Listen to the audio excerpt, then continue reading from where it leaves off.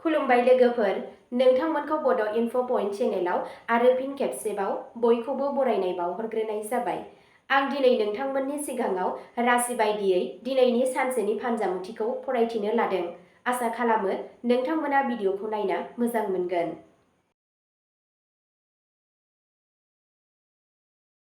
दिनै 23 डिसेम्बर 2025 मायथाइ एबा 7 पुस दान 1432 मायथाइ मंगलबार। गिबियावनो दङ मेष राशि। दिनै फोथायनाया बांगोन। नोंथाङा खामानियाव गोदान बिबानफोर मोननो हागौ। नोंथांनि थिरांथाफोरा बाख्नायजागोन। सिगांनि नाजानायफोरनि फिथाइया नुजानो हमगोन। रांखावरि मुलाम्फानि इसारा दं। नखरनिफ्राय हेफाजाब मोनगोन। हाखु दाखु जानायनिफ्राय गोजानाव थानांगौ। सावस्रिया मोजां थागोन। साना मोजां जागोन। दैदेननायनि गोहोआ गोख्रों जागोन। नोंथांनि दिनैनि खाफालगोनां दिगआ जादों सानजा, खाफालगोनां अनजिमाया जादों 9 आरो खाफालगोनां गाबआ जादों गोजा गाब। बृषभ राशि। दिनै नोंथांनि रांखान्थियारि हालोदाव जौगागोन। आद्रा थानाय रांखौ मोननो हागौ। खामानि थिलियाव दिदोमथि सोलिबाय थागोन। बैसोगोराफोरनि फोथायनाया बांगोन। नखराव गोजोन आबहावा थागोन। नोंथांनि गोसोनि मोनदांथिफोरखौ दबथायनानै लाखि। सावस्रिया सरासनस्रा जागोन। साना गोजोनथाव जागोन। धैर्य लाखिनाया मुलाम्फा लाबोगोन। साननानै खर्सा खालाम।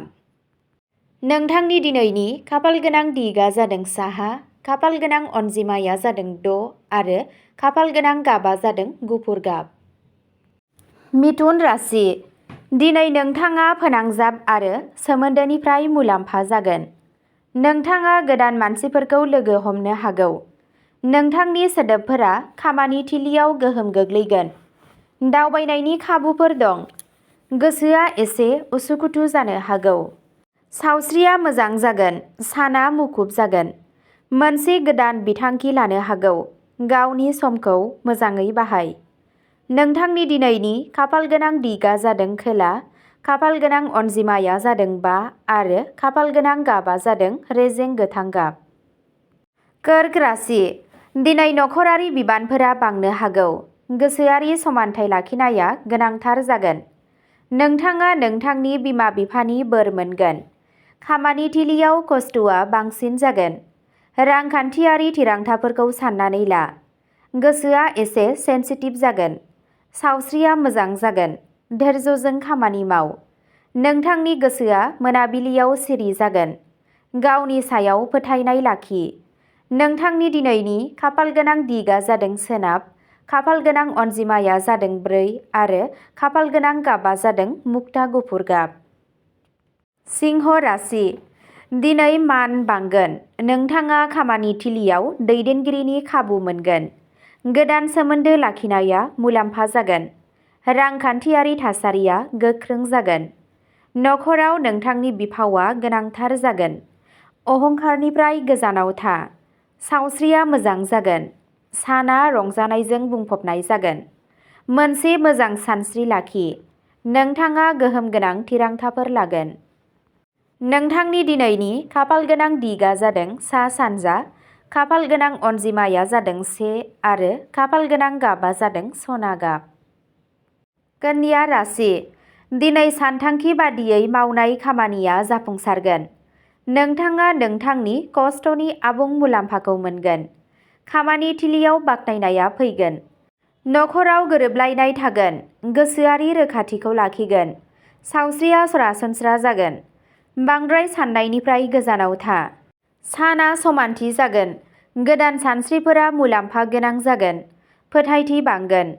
नोंथांनि दिनैनि खाफालगोनां दिगआ जादों खोला-सोनाब, खाफालगोनां अनजिमाया जादों 8 आरो खाफालगोनां गाबआ जादों गोथां गाब। तुला राशि। दिनै सोमोन्दोआव गोरोबलायनाय थागोन। हाबा जानाय जिउआ जौगागोन। खामानि थिलियाव हेफाजाब मोनगोन। आयेनारि बिथिङाव सांग्रां जा। खरसाफोरखौ सामलाय लाखि। नोंथांनि गोसोआ खुसि जागोन। सावस्रिया मोजां जागोन। साना मोजां जागोन। सामलायनाय आखुआ मुलाम्फा गोनां जागोन। दावराव-दावसिनिफ्राय गोजानाव था। नोंथांनि दिनैनि खाफालगोनां दिगफोरा जादों सानजा खोला, खाफाल गोनां अनजिमाया जादों 7 आरो खाफाल गोनां गाबा जादों अख्रां निला गाब। बृश्चिक राशि। दिनै आन्थोरारि सानथांखिफोरा जाफुंगोन। खामानियाव बिबानफोरा बांगोन। रांखान्थियारि मुलाम्फा जानो हागौ। नोंथांनि गोसोनि मोन्दांथिखौ दबथायनानै लाखि। खैफोदगोनां खामानिफोरनिफ्राय गोजानाव था। सावस्रिया मोजां जागोन। गोसोआ सिरि जागोन।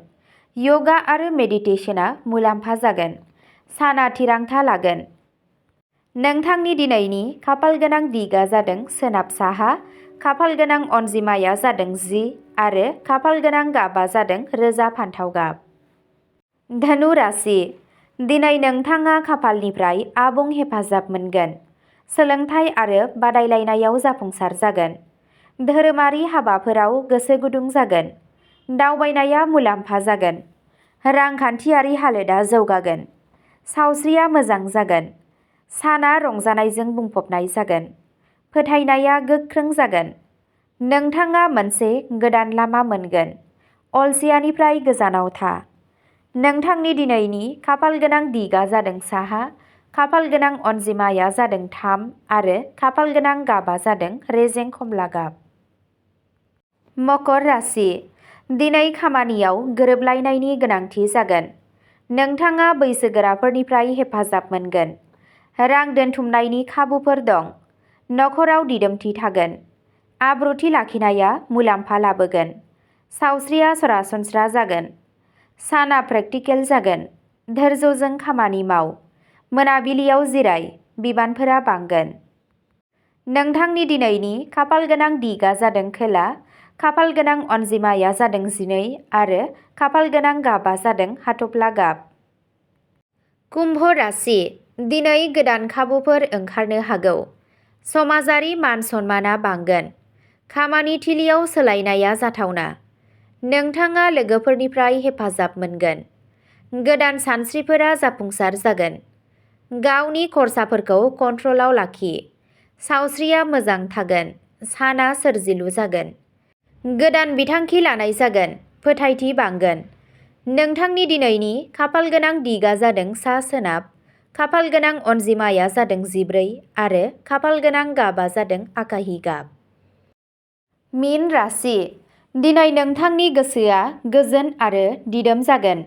गोसोआरि खामानिफोराव गोसो गुदुं जागोन। नोंथाङा सोरजिलु हाबायाव जाफुंसार जागोन। नखरनिफ्राय गोसोआरि हेफाजाब मोनगोन। गोजाम सिनथाया गोमोरलांगोन। रांखान्थियारि थासारिया लासै लासै जौगागोन। सावस्रिया मोजां थागोन। साना गावखौ साननानै नायनायनि थाखाय। गोसोआरि समानथाय लाखिगोन। मोनसे मोजां सानस्रि लाखि। नोंथांनि दिनैनि खाफाल गोनां दिगा जादों सानजा साहा। खाफाल गोनां अनजिमाया जादों 2 आरो खाफाल गोनां गाबा जादों खमला गाब। अब्ला दिनैनि भिडिअ'आ बेखिनियावनो जोब्बाय। एसेनोसै। गोजोन्थों।